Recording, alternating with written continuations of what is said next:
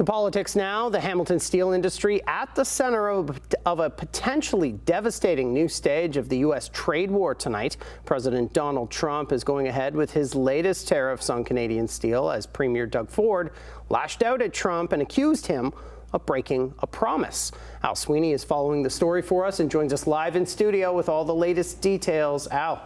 Matt, Ford says Canada can't let Donald Trump kick us around anymore. He's calling for immediate retaliation as Trump's latest steel tariffs come into effect. At the White House today, the press secretary said Trump is going ahead with his new tariff on Canadian steel to protect the American steel industry.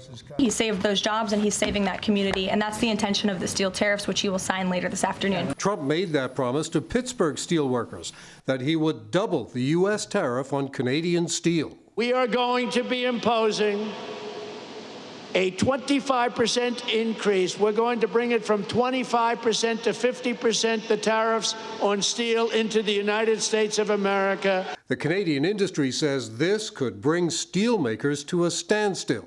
We cannot expect the steel industry to survive a 50% tariff for any length of time. And Premier Doug Ford says it's time to fight back. My recommendation is slap them with a 25%. Because we can't be kicked around any longer. In an earlier round of this tariff war, Ford imposed an electricity surcharge on the United States in March when Trump brought in a 50% steel tariff, but then dropped the surcharge when Trump and his Commerce Secretary, Howard Lutnick, cut the tariff to 25%. Ford says he thought he had a deal. I'm very, very disappointed. I'm a man of my word. When we agreed, when I went down there with Secretary Lutnick, they pull off the 25% additional tariffs. We take off the surcharge that we put on electricity, and that promise was broken. The Prime Minister wasn't promising retaliation today, referring to counter tariffs Canada has already brought in. The Government of Canada is imposing tariffs that cause maximum impact on the United States, minimum impact on Canada. Fact, on over $60 billion of U.S. exports to Canada.